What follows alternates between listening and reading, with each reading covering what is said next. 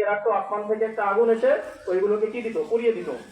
যারটা পুড়িয়ে দিত তারটা আল্লাহ রাব্বুল আলামিনের পক্ষ থেকে কুরবানি কি হতো, কবুল হতো। হাবিল কি করলো, সে ভাবলো যে আমি যেহেতু আল্লাহ রাব্বুল আলামিনের জন্য কুরবানি করব, আল্লাহ রাব্বুল আলামিনকে রাজি এবং খুশি করার জন্য কুরবানি করব, তাহলে আমার সম্পদের ভিতরে সবচেয়ে যেটা উৎকৃষ্ট, সবচেয়ে যেটা কি উৎকৃষ্ট দামি, একদম হৃষ্টপুষ্ট দেখতে, উনি মেষ পালন করতে, উট পালন করতে, তো এখান থেকে একটা মেষ আল্লাহ রাব্বুল আলামিনের নিকট কুরবানি করলেন। কাবিল কি করলেন, উনি বললেন আল্লাহকে যেহেতু দিব, তার সম্পদের ভিতরে যেটা নিকৃষ্ট অনুৎকৃষ্ট এমন একটা শস্য, উনি কৃষক ছিলেন, এমন একটা শস্য গিয়ে মরুভূমির ভিতরে গিয়ে রাখলেন। রাখার পরে দেখা গেল আসমান থেকে আগুন এসে আপনার হাবিলেরটা কি পুড়িয়ে দিল, কাবিলেরটা স্পর্শ করলো না। কুরবানি কবুল হলো কারটা, এখানে হাবিলের কুরবানি। প্রিয় ভাইরা, এখান থেকে শিক্ষা হলো যে আপনার এই হাবিলের কুরবানি কবুল হওয়ার কারণ কি, আল্লাহ তাআলা যে হাবিলের কুরবানি কবুল করলেন, কবুল হওয়ার কারণ কি,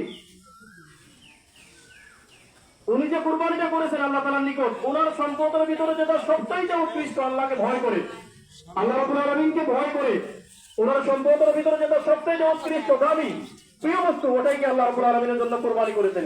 এজন্য আল্লাহ তাআলা তার কুরবানি কবুল করেছেন। পক্ষান্তরে কাবিল কি করেছে, তার সম্পদের ভিতরে যেটা নিকৃষ্ট অনুত্তম অনুৎকৃষ্ট এমন একটা সম্পদ সে কি করেছে, আল্লাহ রাব্বুল আলামিনের জন্য কুরবানি করেছেন। প্রিয় ভাইরা, তাহলে কুরবানি করতে হলে শুধু কুরবানি না, আল্লাহ রাস্তায় দান করতে হলে আমার সম্পদের ভেতরে যেটা সবচেয়ে উৎকৃষ্ট, সবচেয়ে বেটা কি দামি, ওটাই কি করতে হবে, আল্লাহ রাব্বুল আলামিনের নিকট কুরবানি করতে হবে। ঠিক তখনই না আল্লাহ রাব্বুল আলামিন আমাদের কুরবানি কবুল করবেন।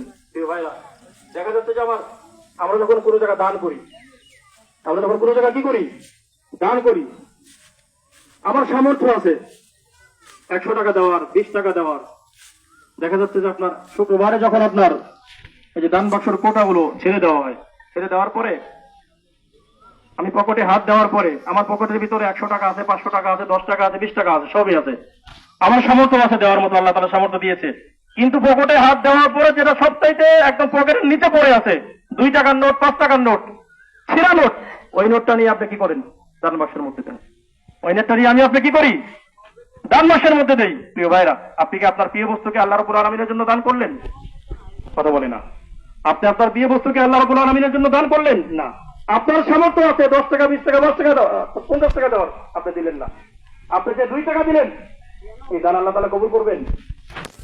কথা বলে না, আল্লাহ তাআলা কবুল করবেন। এই জন্য আপনার সামর্থ্যের ভিতরে, আপনার সামর্থ্যের ভিতরে যেটা উত্তম, ওইটাই কি করতে হবে, আল্লাহ রাব্বুল আলামিনের নিকট কুরবানি করতে হবে। প্রিয় ভাইরা, হযরত আদম আলাইহিস সালাম এবং আমরা যে কুরবানি করে থাকি, হাবিল এবং কাবিল যে কুরবানি